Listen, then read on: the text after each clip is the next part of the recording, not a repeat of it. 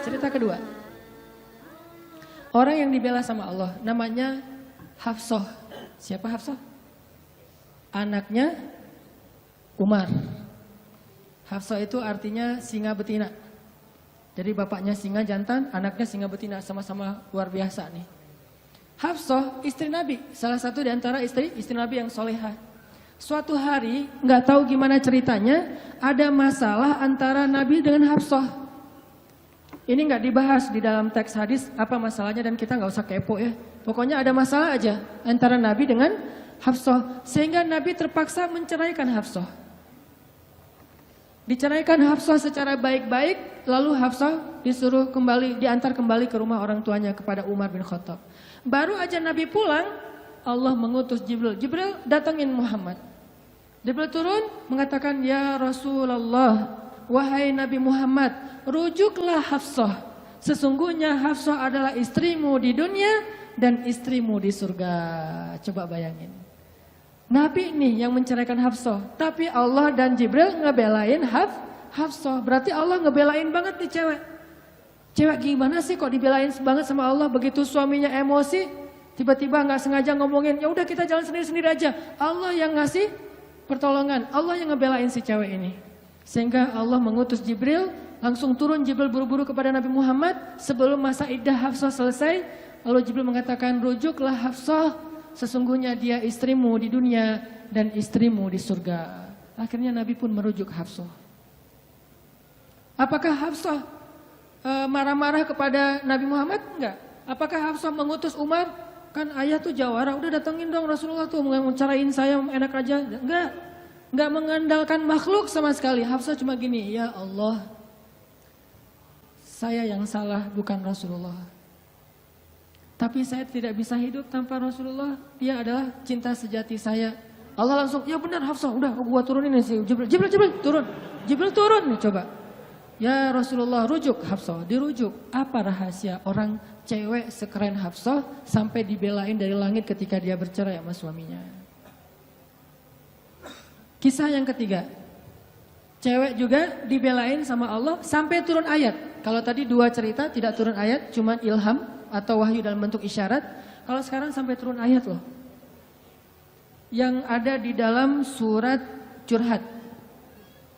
Teman-teman tahu surat Curhat? Surat Al-Mujadalah. Kan terjemahan dari Mujadalah curhat kan ya? Jadi kalau kita pengen lihat curhat itu juga ada di dalam Al-Quran. Bahkan jadi nama surat Curhat. Al-Mujadalah atau Al-Mujadilah. Siapa yang dikisahkan di dalam surat itu? Coba teman-teman buka surat Al-Mujadalah, surat 58 ayat 1. Yang punya aplikasi Al-Quran di handphonenya, coba buka surat 58 ayat 1, Al-Mujadalah. Kita lihat nih, gimana Allah ngebelain seorang cewek yang disebut di dalam ayat itu. Saya bacain ya. A'udzu billahi minasy syaithanir rajim. Yuk, bareng-bareng.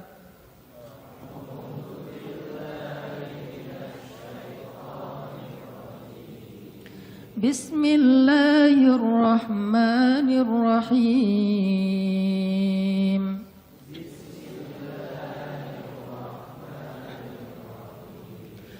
Qad sami'a Allahu qawla allati tujadiluka fi zawjiha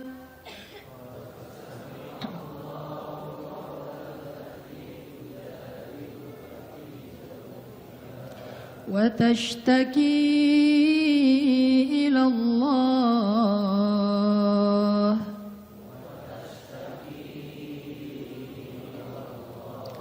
والله يسمع تحاوركما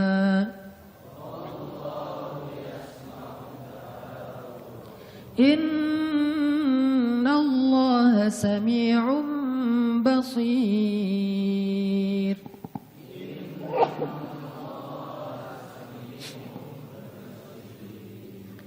Sungguh Allah telah mendengar ucapan seorang perempuan yang meminta nasihatmu tentang suaminya. Dan dia curhat kepada Allah. Dan Allah mendengar percakapan kalian berdua. Sesungguhnya Allah maha mendengar lagi Maha melihat. Siapa cewek ini? Namanya Khawlah bintu Tha'labah. Namanya Khawlah. Catat tuh, biar kita kalau ngegosip, gosipnya tentang sahabat. Siapa istri Nabi ini gosip ya? Tapi gosip yang benar. Siapa istri Nabi yang pintar masak? Jarang dengar kan? Istri Nabi yang pintar masak namanya Zainab. Ummu Salamah. Istri Nabi yang pintar masak namanya Ummu Salamah. Kalau di zaman kita mah jadi Ummu Salamah Cake, punya brand. Pokoknya kalau Ummu Salamah udah masak, Nabi itu senang banget. Masakan kesukaan Nabi itu dimasakin sama Ummu Salamah. Nah sekarang kita ngebahas cewek lain nih, yang dibela sama Allah, pas dia lagi ada masalah dengan suaminya, namanya Khawlah bintu Tha'labah. Apa yang terjadi? Khawlah tuh diuji dengan punya suami pemarah. Orangnya tuh gampang bete. Gampang marah-marah. Pokoknya kalau udah jalan sama suaminya, di jalan dia marah-marah aja. Sama supir angkot marah, sama motor marah, marah aja kerjaannya. Dasarnya orang gak bisa nyetir, dasarnya angkot, dasar. Kerjaannya marah-marah. Dan kalau istrinya salah dikit, dimarahin sama suaminya. Sampai suatu saat, saking suaminya ini udah marah dan emosi banget, suaminya pun menzihar Khawlah. Apa menzihar?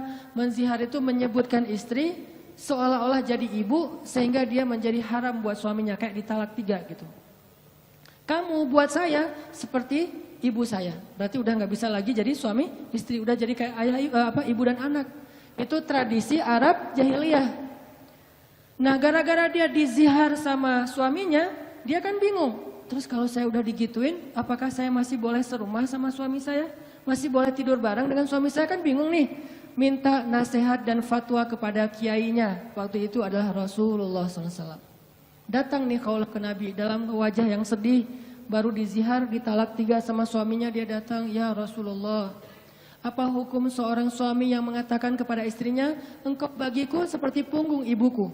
Artinya udah gak halal lagi. Nabi mengatakan, kalau gitu engkau wahai Khawlah sudah cerai dengan suamimu. Udah gak bisa lagi bareng. Bersabar wahai Khawlah. Akhirnya Khawlah pun pulang dalam keadaan sedih. Dia curhat kepada Allah, ya Allah, memang suami saya itu banyak salahnya. Memang suami saya itu pemarah. Tetapi dialah cinta pertama saya. Coba, ketulusan cinta cewek. Dialah cinta pertama saya. Dan dia gimana bisa hidup? Siapa yang akan ngerawat dia? Kalau dia menceraikan saya, selama ini yang ngerawat dia cuma saya. Ya Allah, bagaimana ini? Watashtaki ilallah. Minta nasihat kepada manusia, tapi curhat kepada Allah. Itu ayatnya tuh. Tujadiluka watashtaki ilallah. Dia minta fatwanya kepada kamu Muhammad, tapi curhatnya kepada Allah. Jangan terlalu sering curhat kepada manusia. Bahaya. Apalagi dua-duanya masih jomblo. Kita curhat ke teman kita, gue lagi kecengin cewek nih. Kayaknya soleha banget, hafal juz 30. Oh gitu? Ya. Anak mana? Ya sekampus sama kita, namanya si Fulan dan seterusnya, disebutin identitasnya, CV-nya udah lengkap. Ternyata dia duluan yang maju. Ditikung di tengah jalan, kan itu berat banget ya. Gara-gara apa? Kok dia tahu tentang cewek itu? Gara-gara curhat kita. Allah tidak pernah menikung hambanya. Hamba sesama hamba saling menikung. Muncullah adegan nanti datang di acara wedding mantan. Udah gitu nyanyi kayak gitu yang baper-baperan gitu ya. Nangis berjamaah. Ini karena sering curhat kepada manusia. Manusia juga kadang-kadang nyebelin. Kita curhatnya sedikit, baru opening, dia udah bales curhat lebih banyak lagi. Gua habis diputusin, caranya nggak enak lagi tuh. Gimana nggak enak? Dia cuma ngomong gini, kita jadi adik kakak aja ya.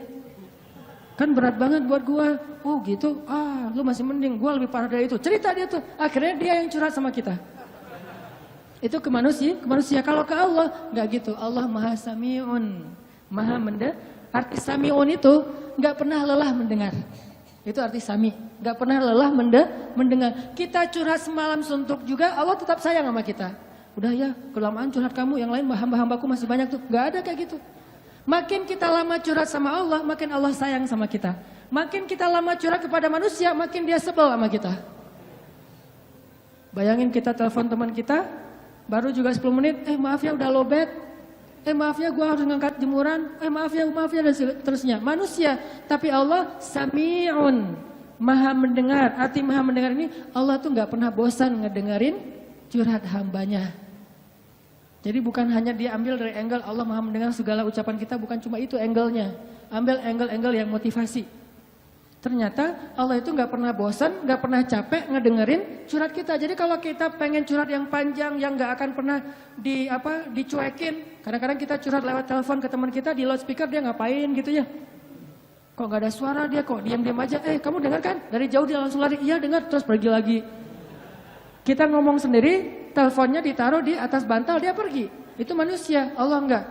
Wa idza sa'alaka ibadi anni fa inni qarib.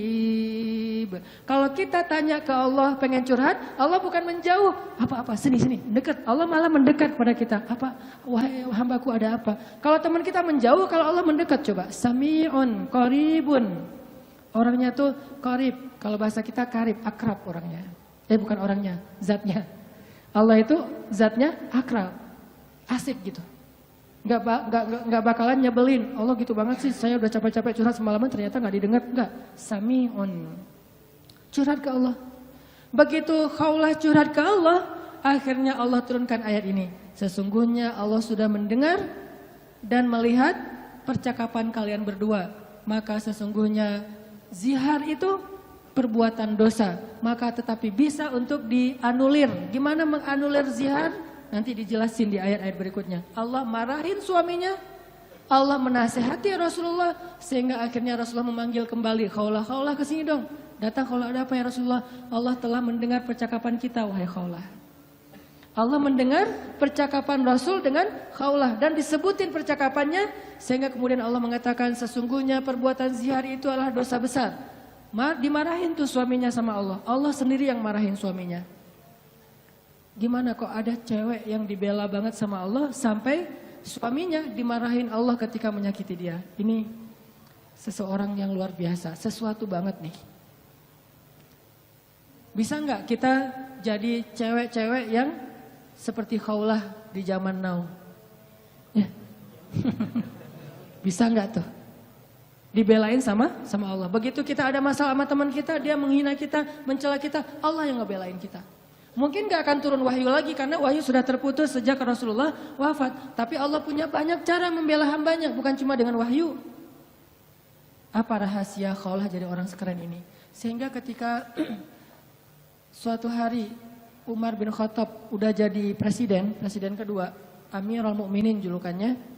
Umar pernah lagi kayak belusukan, lagi jarambah gitu, masuk ke gang-gang. Tiba-tiba ketemu khaulah. Dan waktu itu khaulah udah jadi nenek-nenek, udah agak senior nih.